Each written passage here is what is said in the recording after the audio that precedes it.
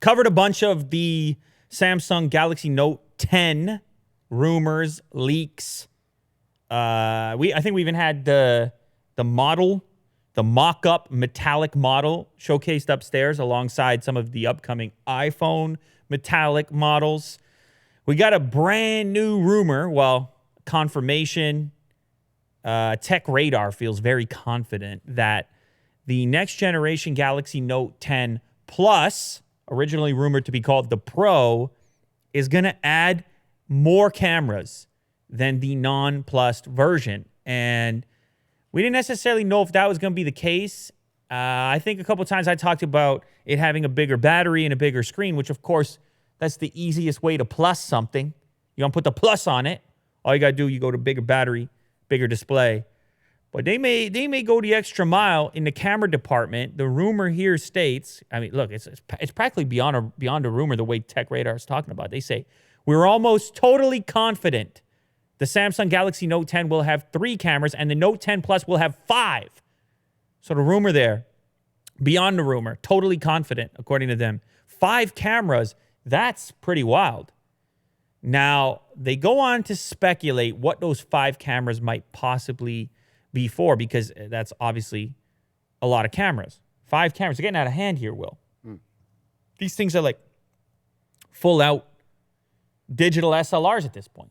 Interchangeable 5 cameras.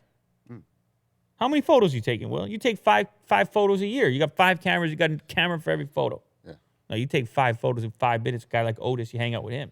Yeah. He looks too good. Model. Yeah, check the Instagram. You know.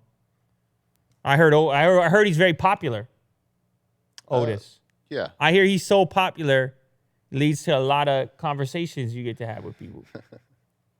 You know, people see Otis. They see Otis and they're like, man, I got to talk to this Willie Doo guy. Yeah. Maybe we can talk about Otis. You see how it goes? Yeah. So, Otis attracting all kinds of attention. Imagine the type of attention he could attract. 5 cameras. 5 different points of view. It's unbelievable. So, we don't know much about these rear sensors yet, this according to them once again. But the expectation here is you have a main sensor, a telephoto, an ultra-wide, and then 2 more, perhaps a macro. That would be cool. We haven't really seen that a ton. Macro lens allowing you to take crazy up-close photos, shallow depth of field, bugs, flowers, nature, and so forth. And a time-of-flight sensor for close-up and portrait shots, respectively. Time-of-flight sensor getting talked about a lot. Next-generation Pixel, they mentioned the same thing. So 5 cameras total, giving you maybe more of a reason to step up to this Plus from the standard model, beyond just the bigger battery, bigger display. Now, you know what else gets bigger, Will, when you go to the Plus? Screen, battery. I said those things, Will. Specs.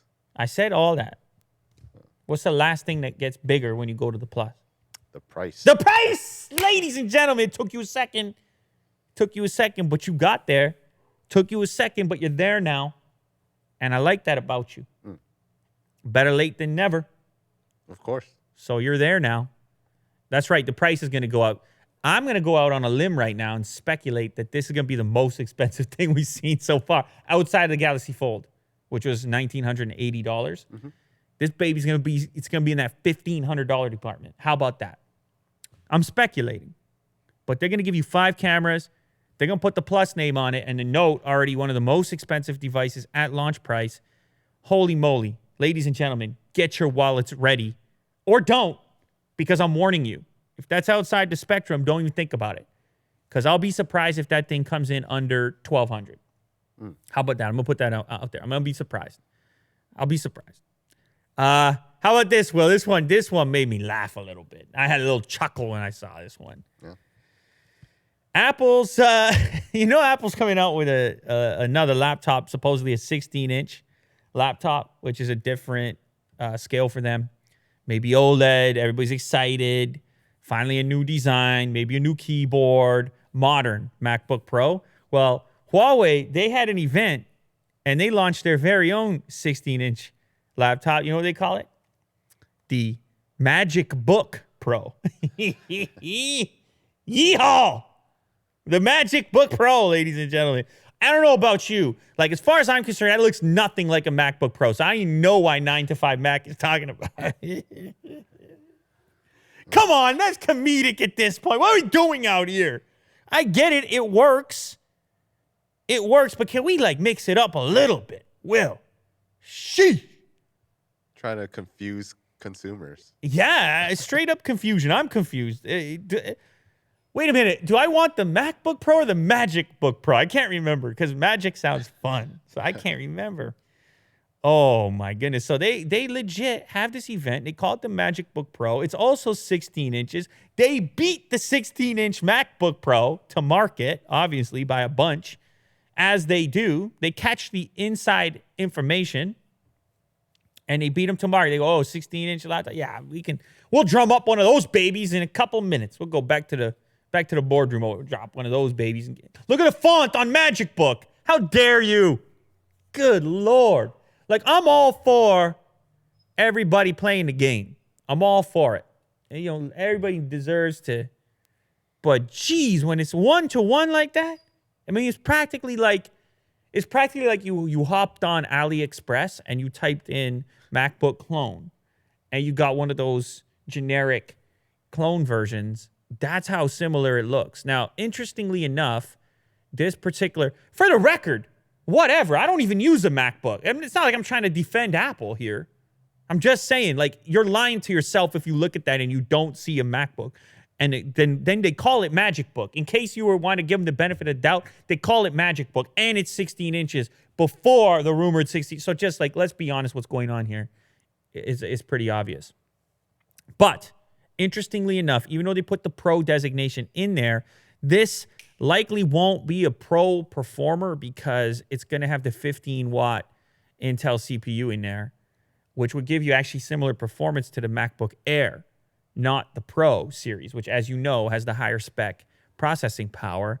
That said, because of that low power consumption CPU, this is probably going to be thinner and lighter than whatever Apple eventually calls their 16-inch MacBook Pro. So you might be picking up the two and saying, what did they do? The Magic one, it's magically lighter, and you don't even look at the spec. It's quite possible, and you just assume it's pure magic.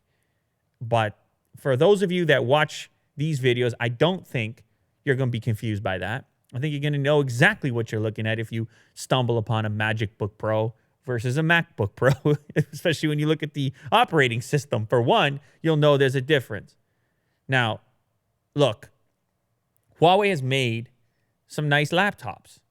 Unfortunately, we haven't looked at any yet here, but they made some nice ones, and they truly have improved in some departments from a hardware perspective versus even the laptops they appear to be inspired by.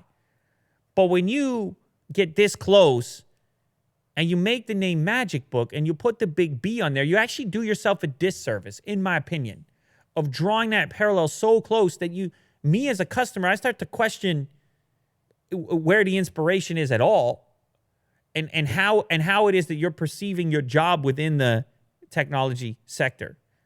But what are you out here really trying to do? You got the Magic Book with the capitalized B, just like MacBook, and you got the same font. I mean, I feel bad buying it now. I'm like, I don't want to represent myself that way. I'm not trying to have a straight up knockoff. I want to represent myself. If I'm going to associate with a brand, I want to be sort of proud of that association. So I feel like you got a good product out there. Own it. Own your product. Put your own thing on it, your own twist, some kind of remix, and definitely don't call it Magic Book with the capital B. That's my opinion, Willie. I don't know how you feel about it. That's my opinion. No, I totally agree. You agree with me? But what if the hardware is amazing? Look, I think they can do it. That's the depressing part. Imagine they put it out with some other tone. Like, look at this ThinkPad. It's a little bit darker. It's almost black, but it's aluminum. Like, put out with a slightly different tone, or change the color of the keyboard a little bit. And then don't call it that. Call it the, what do they have? They have the Mate Book? Yeah, this is from Honor. It's from Honor. So maybe they're going, they have the book. Honor Magic. I get it. So the phone, Honor Magic. So they go Magic Book Pro. How about just How dare you, Will? The- Force me to come up with a name right now? How Well- dare you? You're wondering what it should be called? No, I'm just thinking the word honor is very on the nose. right? Honor book. Oh, Willie do. Looking deep. You're right. It's Where's just the like, honor in yeah, that? Where's you the know? honor in that? Well, first of all, do you have to have pro in there? And do you have to have book in there? Like, can you just start from scratch? Mm-hmm. You Yeah, know, where does the Pro come from? There's no other version of it. it's just there because it's popular. It's there because Yeah. the MacBook has it. It's Yeah. there because other products have it. You start to look at the devices. The phones have it. P30 Pro, P30. Mm-hmm. I don't know. Look, I don't have a name. I'm sure I could come up with one. Like, I'm sure I could, but you're putting me on the spot here, Will. Honor. Honor. They had Brave. What used to be in the slogan? Yeah. Brave book. I don't want to call it that. I don't even want to put book in there. I mean, if it's super thin and light, I probably would go that angle with it. Probably go somewhere in there. But what is, like, for example, what does Razer do? What's their brand? How does their branding go? Blade. The blade, yeah. They called it the Blade. See, that's unique. I guess that belongs to them. The Razer Blade. I like that. Yeah, Honor keep it laptop. simple. Nice know? and simple. Honor laptop. We could go with that. Magic laptop.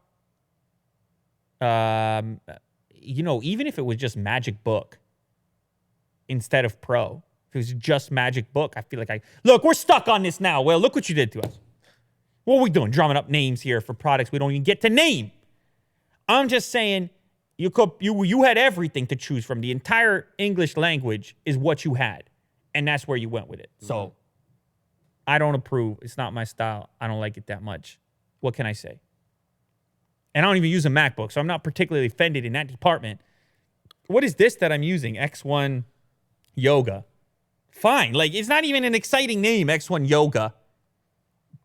But at least it's unique. I can identify it right away. Oh, yeah, that's an X1 Yoga. There's certain elements. I think that's actually why I lined up with this particular brand. There's certain elements, the red line, the red dot. There's certain iconic elements to this thing still that they held on to. So you could distinguish what the choice even is. You know? Mm-hmm. Anyway, I'm getting fired up. It's unnecessary. Just call it something different next time. I don't know. No one's listening to me anyway, Will. Maybe they are. If you're listening, you got a good product, make sure people can identify it as unique. Just give it something. It's not a lot. Just put a little something in there.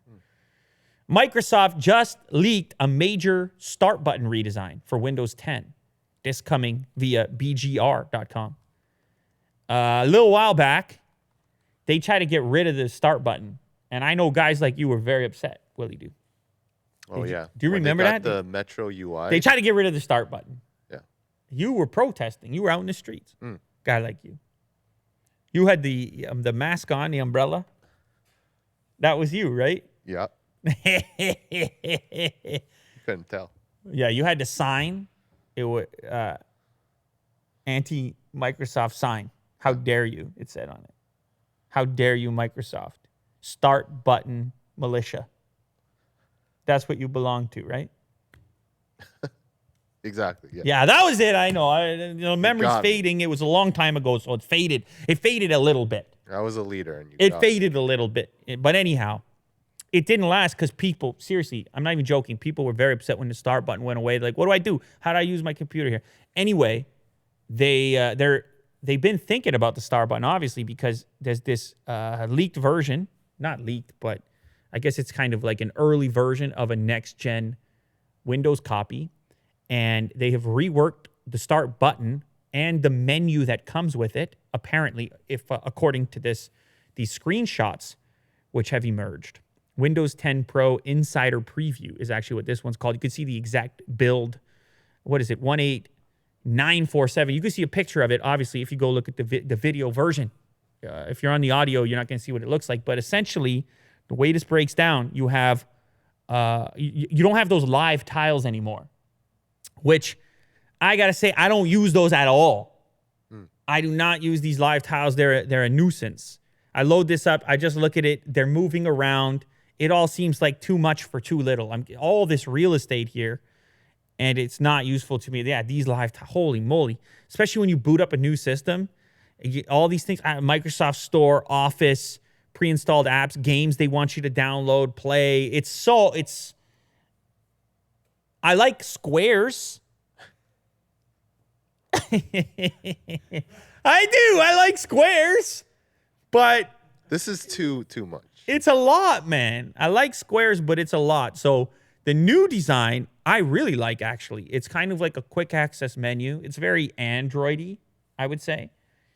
Kind of mobile inspired. And they're trying to embrace this idea of the transformative nature of Windows, the fact that it can go, there's so many devices now, 2-in-1 style devices that can do a tablet situation.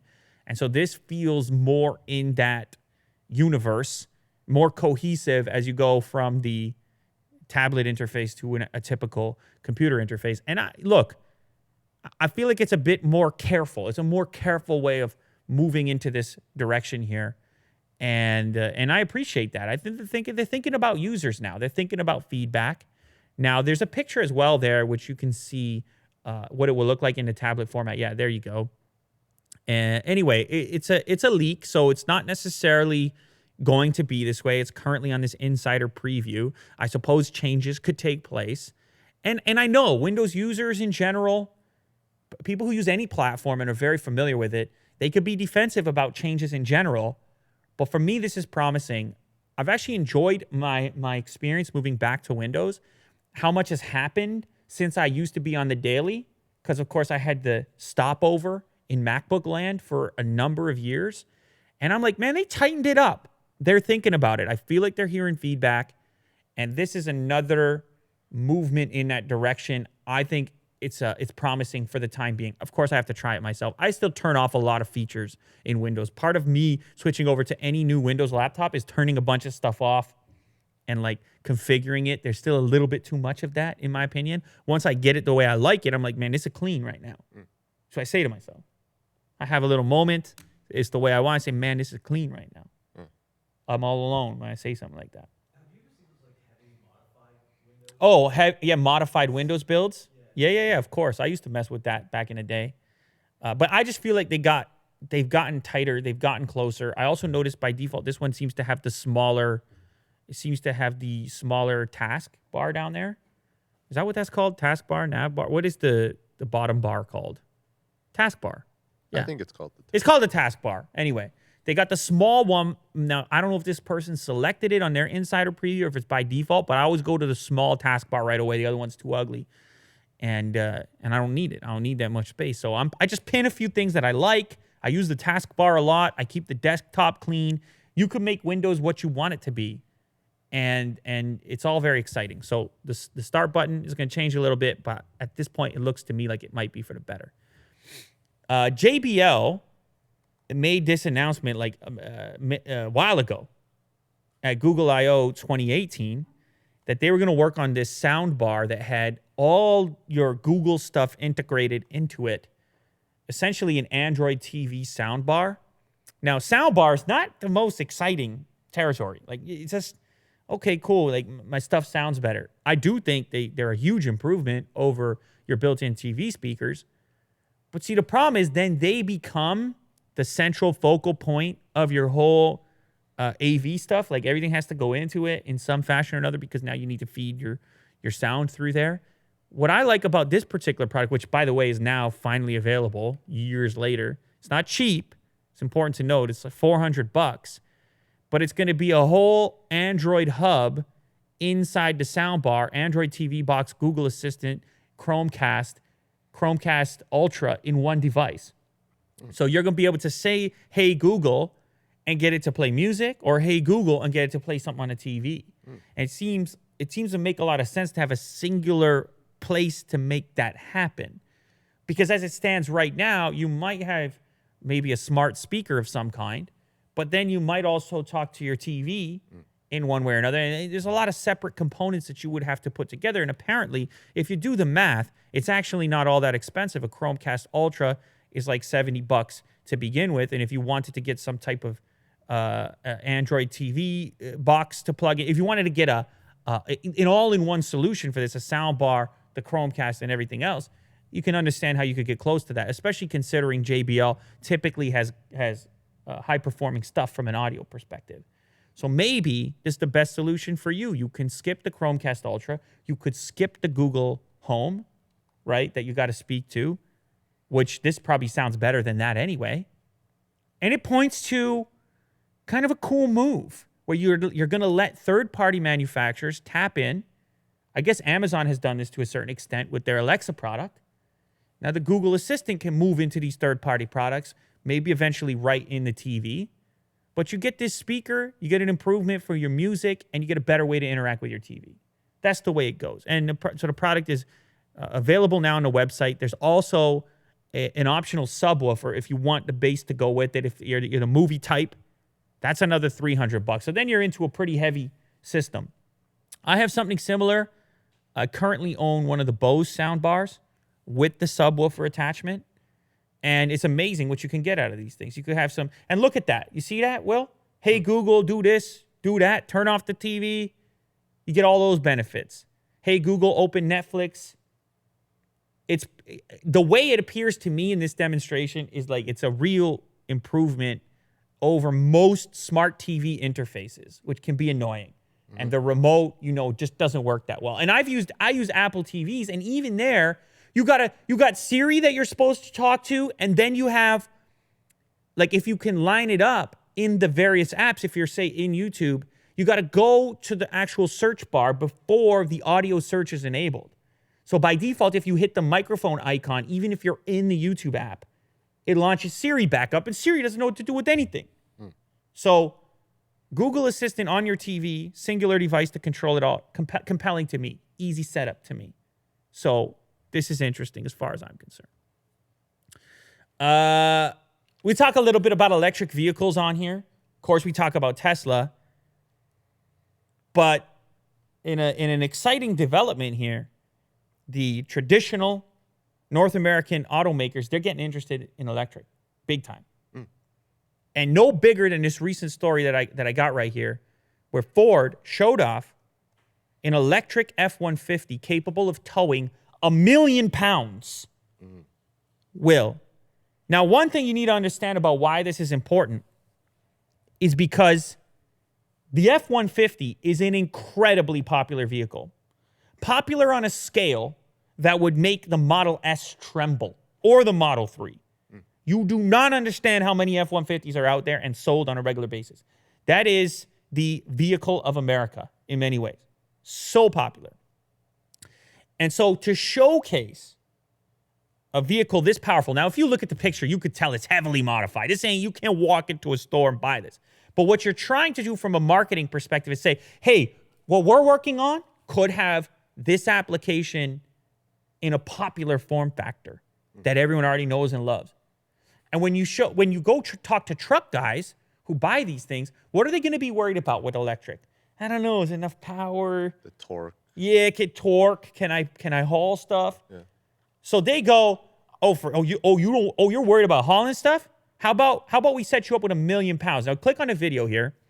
You don't understand. I say 1 million pounds. You think, what is that? 10 double-decker freight cars full of F-150s. He said it's towing other F-150s. That's 42 F-150s. You would never need to tow this. This is 1 million pounds. So it's obviously overkill. It's a marketing stunt, but it serves its purpose. If you thought we couldn't electrify an F-150, here's news for you. Not only can we electrify it, but it'll knock out anything you ever did on gasoline if we wanted to. It's a proof of concept. It's nothing more than that, but it's very exciting to know that not only are the big automakers also invested in this new technology, but they're also capable of putting it into the tried and true form factors. That futuristic cars don't have to look like alien spaceships. Mm-hmm. That like the benefits could show up in form factors that people are already comfortable with, and therefore impact the market more rapidly. Cost is going to be a big component. But if you can have two options inside of a Ford dealer, you have an F-150 electrified with a little bit more power, more potential than the gas version. Obviously, there's going to be drawbacks with electric, but if you could present that to the public, you can increase that electric footprint rapidly. Now, look, They don't have the supercharger network that Tesla has. There's all kinds of hurdles to still overcome. But look at that. They're working on it, and they're showcasing some pretty amazing tech. It is not easy to haul 1 million pounds, will he do? I don't think you ever hauled 1 million pounds. No, I tried. Yeah. Almost broke my back. Yeah, it ain't going to go well for you. The hitch on your car is just going to snap right off immediately. So it's a proof of concept. I feel the need to say that. Like, people are going to be mad. Tesla fans are going to be like, you can't buy that thing right now. It's true. You can't. But nonetheless, they're at least invested in it. They produced the video. They care. They care about you. Ford will be electrified in the near future. Last one for me. Are you familiar with Chipotle? Yeah, love Chipotle. Yeah. So you've eaten there before. Oh, no. Is this bad news? No. Hey, man. I'm not all about bad news over here. I don't know about that. You guys have eaten at Chipotle, okay. Did you know that Chipotle has like a really strict policy on the food that they serve, that it can't be processed in any way? It can't be processed food. Has to be, to some degree, I think they have a word for it, but to some degree, it has to meet their quality ingredients and the preparation. It has to. Their motto is food with integrity. They have one of the strictest food quality standards, which is weird because they've had some scandals as well over the years. Some people got sick off that, but anyhow, and because of that, they are one of the few chains to resist the massive hype, the hype train around Beyond Meat and Impossible Foods. Oh, okay. Now, I've been covering this story because I'm fascinated by it. The idea of these artificial manufactured meats. People are mad they're even being called meats. But let's just be honest. It's grown in a lab. It's not. It's not grown in a lab. It's concocted. It is made of plant-based material. So it's not like they're growing a meat substitute. They're working on that too. But Beyond Meat and Impossible, one of them is soy-based and one of them is pea protein. So they're mostly vegetable-based. And then, of course, there's all kinds of other stuff going on, but they're genetically modified. And Chipotle doesn't want to mess with genetically modified anything, which is actually quite a stance for a fast food place because GMO, you get higher yield, you get cheaper prices, you get more uniformity. It's just uncommon in the fast food space. So they had a meeting, apparently. The Chipotle CEO had a meeting with both Impossible Foods and Beyond Meat and ultimately decided not to add the plant-based protein, which is a big deal because it seems like every chain is adding this. I guess McDonald's is the other holdout. But if you've been watching any commercials out there, it's like everyone's pitching. Tim Hortons has a Beyond Meat burger now. Did you see this? Yeah, they have a Beyond Meat sausage and Beyond Meat burger. Apparently it tastes good. The sausage actually didn't surprise me as much as the burger because they sell the breakfast sandwich already. But when Tim Hortons, for those of you that don't know, this is a coffee shop, very popular coffee shop in Canada called Tim Hortons and certain northern United States. They've been all over it. They never served a burger before this. Now they got the Beyond Meat burger. And all their advertising and marketing is not around coffee. It's not around any of their other products. It's all focused on this as a differentiating factor. There's others have added it. I think, did Wendy's add it? Oh, A&W. A&W added it as well. So this stuff is exploding.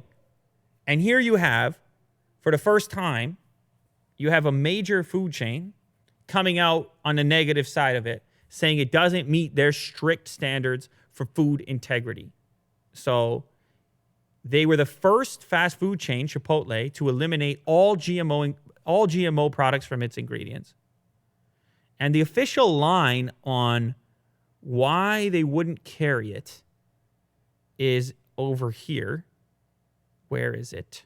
Real quick. By the way, their stock is up. Chipotle's doing well. People love Chipotle, in case you're wondering. But I guess it just comes down to that they felt it was too processed. Yeah, he said the plant-based meat was still processed food, and it would therefore go against the chain's motto. He considers it to be processed food, and that's the thing that's kind of skipping past here is the processed nature of it. That like most health-conscious individuals, what would they be called? person, a nutritionist, seem to agree that when you're really starting to tackle like the right stuff to eat, one of the first things to do is to get away from processed foods, get to real whole foods. Yeah, whole foods, the way that it was intended, a natural package, the way it was delivered by nature. And this is obviously a departure from that. And it's kind of flying under the radar because it's being pitched as this healthy alternative to meat. But in reality, you look at it, it's got the high sodium. You look at it, it's got the GMO going on. Now, I'm not taking one side or the other. Look, burger itself has some of those elements too. It could be modified to some degree. There's plenty of modified foods. I'm not strict with it. Like, I eat treats, man. I was talking about I eat ice cream. So I'm not casting that out there. Like, I take breaks all the time. But I'm just saying, don't get the false pretense here that this one is you should be eating it every single day. It still is what it is. And if you were wondering, Chipotle is going to let you know that it doesn't even meet their criteria for their rules. So that should indicate something to you about this stuff and how to treat it. I mean, you're not eating an animal, that's for certain. But just keep in mind, you're eating something tasty. It's probably a reason for it, Willie do. No free lunch out here. You got to pay the bill. It's a give and take. You pay the bill. Ladies and gentlemen, you pay the bill.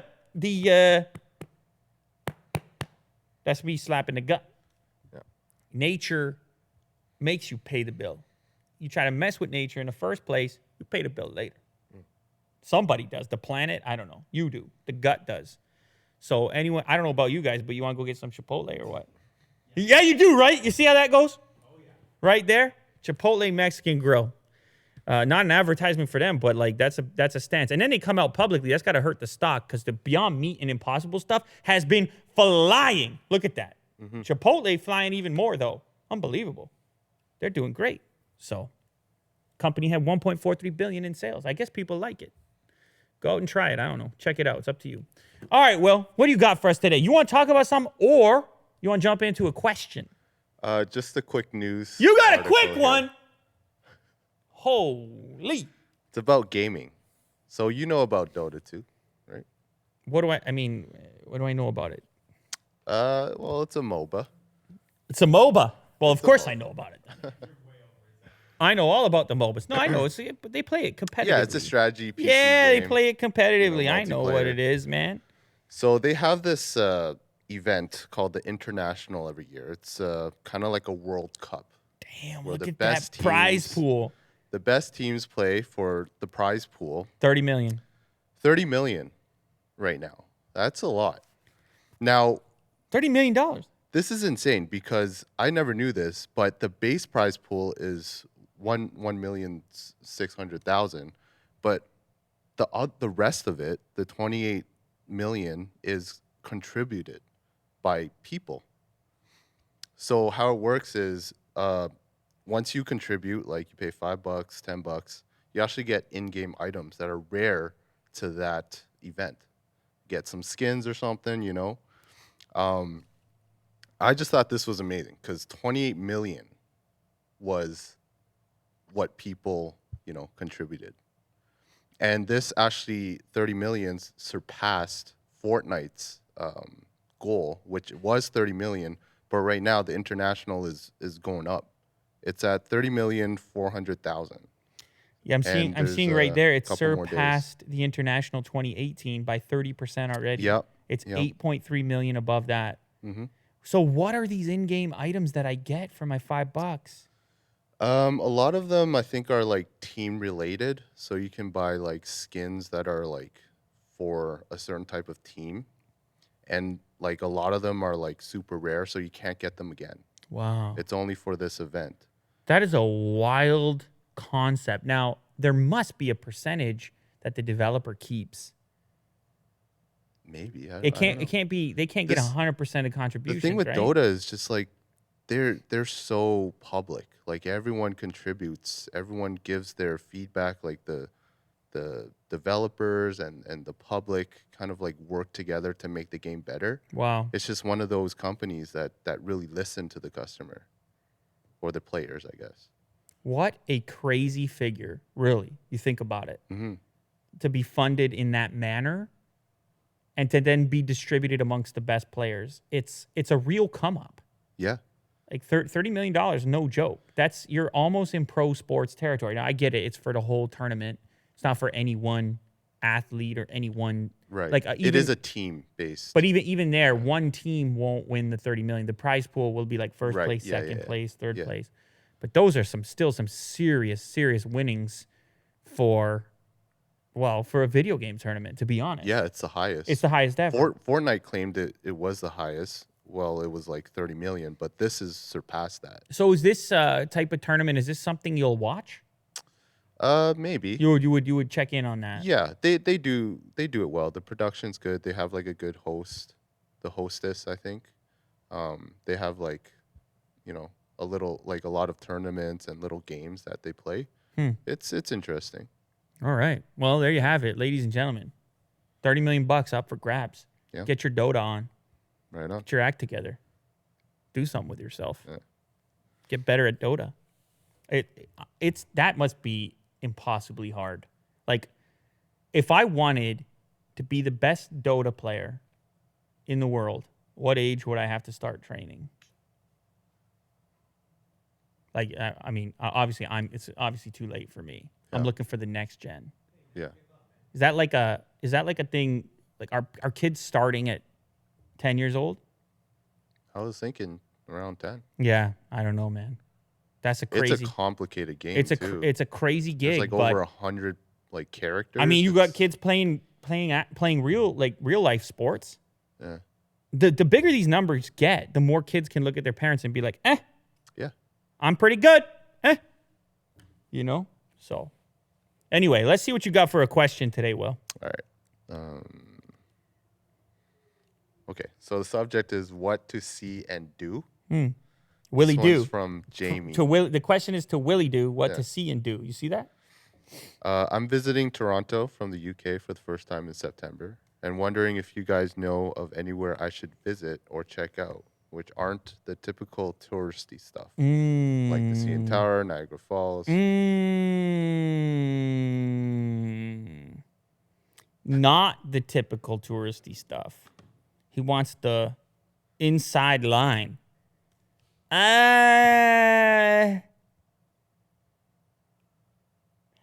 It's hard to tell a tourist not to do touristy stuff. That's true. Because you're a tourist. Mm-hmm. That's what you are. Mm-hmm. So if I'm like, go have brunch at this place, it's like, well, it's not that exciting either. Well, there's a reason the touristy spots are the touristy spots. Like Niagara Falls, I would probably see it. Would you? If I was here like the first time, yeah. I would. I don't know. I think it's pretty amazing. I've been there a handful of times in my life, but I'm like, but maybe there's some gems in Toronto that, I'm sure you might consider really like a place to go to. Gems. Yeah, I was thinking Kensington Market. Okay, go visit Kensington Market. Distillery District. But are those local or are those also included as tourist destinations? Are those really inside scoops? Yeah. Okay. Kensington Market behind China. But what about Chinatown then? Spadina. Sure. Yeah, okay. Go do that. Go to Spadina, see Chinatown, then jump in behind Chinatown and go to Kensington Market. Do they still have that empanada place over there? Go get one. Go get a few of those empanadas. Yeah. There's stuff to do. Hockey Hall of Fame. Oh, if you're a hockey fan, the Hall of Fame is there. Yeah. That's further away. That's on Front Street. But yeah, you could go do that. If you're out late, you could go to France. That's kind of like a thing to do. That's a local thing to do. Yeah, absolutely. 24 hours. Or no, they close it late. The one on College is the 24-hour one. That's the classic one. You got to go to the one at Yonge and College. What else were we going to say? You could try also the Distillery District you could go to, because if you want to walk on a little cobble. But he's coming from the UK. They have like real history over there. Do you know what I'm saying? I've been to London. They're like, this bar is 400 years old. It's like, oh, wow, damn. Yeah. Distillery is if you want that old-timey feel, but there are good restaurants there as well. There are, yeah. And you could go to the Mill Street Brewery if you want, Oh yeah, delicious. because they actually do the beer. They make the beer there if you're into that. So there's a couple of ideas in there, I think. Oh, nature. In Toronto directly? Oh, the beaches? I don't know. Is that nature? How far does he want to travel? He's not trying to get to Algonquin Park. Yeah, but I just feel like that's outside the scope of a typical trip in a week. It's a lot of you get there, you travel to get there, then you want to travel again. I mean, we have great nature here. That's absolutely true. Mm-hmm. He could go up to Muskoka somewhere. Like Muskoka is crazy beautiful. Like seriously, go up to Huntsville or something. Stay at Deerhurst. There's a really nice resort up there. Take a look around. It's some Great Lakes. They are the Great Lakes, and there's some Great Lakes. So definitely that. But funny enough, I'm like, go to Niagara Falls too, because it's wild. Like, and I'm not talking about the touristy stuff around Niagara Falls. I'm just saying actual Niagara Falls is a wild thing to look at. Yeah. It is a tremendous amount of natural power. I don't know if that's exciting for people, for regular humans. I don't know. People are there when you go there, but I'm saying for me, if I'm passing through or if I'm nearby, I was there relatively recently, and I was still, wow, I had a moment still. So I guess that's what natural wonders kind of do for you, and that's what happened in that particular case. So anyway, there's a couple of things in there. Will, you have anything else you want to add to that one? Maybe try poutine. Oh, have a poutine. you have it. It's where Smokes. Smokes is like the basic, I guess. Okay. But it's good. Smokes poutineery. Did you have a different one? Because the No, only I thing can't about think of any. the thing about Smokes is that there's so many variations of it. Yeah. Beyond the classic. What about if they want a burger? Should they go to Burgers Priest or somewhere else? Nah, A&W Beyond Meat. No, how dare you? No. Yeah, I mean, I would probably recommend Burgers Priest. Burgers Priest, yeah. As a burger Very good. place, and there's a Smokes poutine right beside it down there, so you could do the combo deal. Yep. Maple syrup. Figure that out. I don't really care how. Just figure that out. The real stuff. Maybe when you're at Fran's, demand. I don't even know if they carry the real stuff. You could maybe demand it though. Here's what I want you to do. Okay? You're out late. You're having such a great time. You're about to hit the Fran's at like 2 a.m. I want you to walk in there and order pancakes carrying your own jug of AAA dark Canadian maple syrup. And they ain't going to deny you. You're going to be like, this is for my pancakes. They're going to be like, yes, sir. Rite of passage. Team Canada. And send us a photo if you do it. Actually, you know what? Don't do all that stuff. Jeez, man. I don't want you working away. I want you to relax a little bit over here. Yeah. But anyhow, good luck with your trip. Happy to have you. Yeah, safe travels. And have a good one.